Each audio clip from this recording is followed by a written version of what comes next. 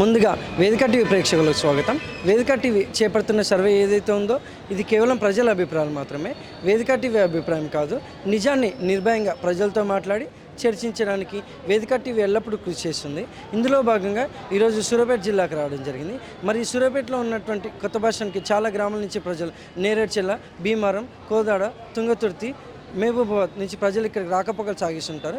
మరి ఇక్కడికి వచ్చే ప్రజల్ని రేవంత్ రెడ్డి గారి పాలన విధి విధానాలు ఏ విధంగా ఉన్నాయి, మరి అలాగే రేవంత్ రెడ్డి గారు ప్రవేశపెట్టిన ఈ 6 గ్యారెంటీలు కానీ, సంక్షేమ పథకాలు కానీ లబ్ధిదారులకు ఏ విధంగా లబ్ధి చేకూరుతున్నాయి, మరి గతంలో కేసీఆర్ గారి పాలన ఏ విధంగా ఉందనే విషయాల గురించి వాళ్ళ యొక్క అభిప్రాయం తెలుసుకునే ప్రయత్నం చేద్దాం. రిపోర్టర్ కార్తిక్ గౌడ్, వేదిక టీవీ. నమస్తే సార్, మీ పేరు సార్? నా పేరు బాలయ్య అండి. ఏం చేస్తుంటారు సార్? అగ్రికల్చర్, వ్యవసాయం. గ్రామం, మండలం? మండలం వచ్చేసి కేదపల్లి, గ్రామం భీమారం. సీఎం రేవంత్ రెడ్డి గారి పాలనపై మీ అభిప్రాయం ఏంటి సార్?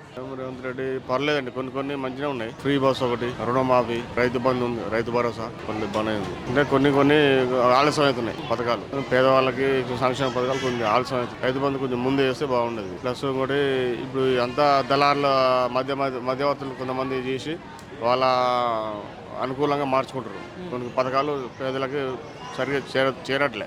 మధ్యవర్తులతో ప్రభుత్వం పైన బాగానే ఉంది, కానీ మధ్య వాళ్ళు చేస్తారు అంతా. మరి గతంలో కేసీఆర్ గారి పాలనపై మీ అభిప్రాయం ఏంటి సార్? ఆయన కూడా బాగానే చేసిండే, కానీ ప్రభుత్వం అప్పుడు కూడా బాగానే ఉండే. రుణమాఫీ చేసినప్పుడు కూడా రైతు బంధు బాగానే వచ్చిండే. Thank you sir. నమస్తే సార్. నమస్తే. మీ పేరు సార్? నా పేరు మామిడి మల్లయ్య, మాది బాలెంల. ఏం చేస్తుంటారు సార్?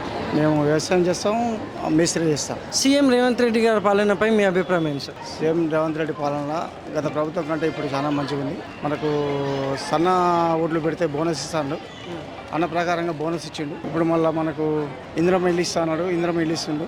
అట్నే మనకు నీళ్ళు కూడా బాగానే ఇచ్చిండు ఈసారి. పంటలు కూడా మంచిగా పండినవి. కరెంటు మంచిగానే ఉంది, కరెంటు ఫ్రీ కరెంట్ ఇచ్చిండు.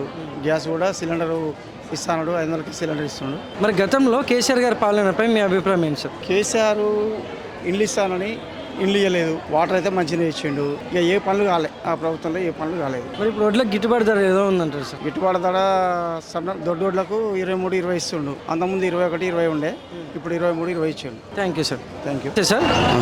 మీ పేరు సార్? ప్రభాకర్ రెడ్డి. ఏం చేస్తుంటారు సార్? వ్యవసాయం. గ్రామం, మండలం? భిక్షకుంట విలేజ్, భూపాలపల్లి మండలం. సీఎం రేవంత్ రెడ్డి గారి పాలనపై మీ అభిప్రాయం ఏంటి సార్?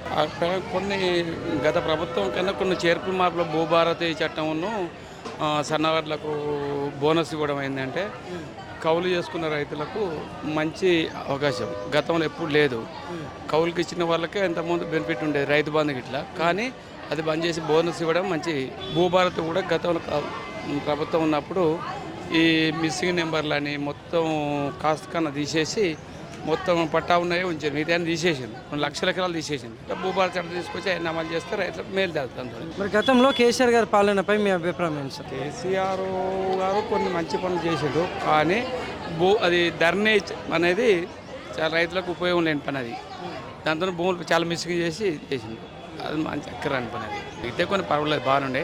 కలెక్టరేట్లు కట్టడం అవన్నీ బాగానే ఉన్నాయి. కానీ రైతుల విషయానికి వచ్చినప్పటికీ ఈ బోనస్లు లేకుండా చేసి, మరి ఇంకోటి ఈ ధరని పెట్టి ఏమైందంటే భూములు చాలా గల్లంతైనాయి. అవి దాడితేనే వ్యతిరేకత బాగా. భూభారతి ఎలా ఉందంటారు? ఇది అమలు చేస్తే పర్వాలేదు, బ్రహ్మాండంగా ఉంటుంది.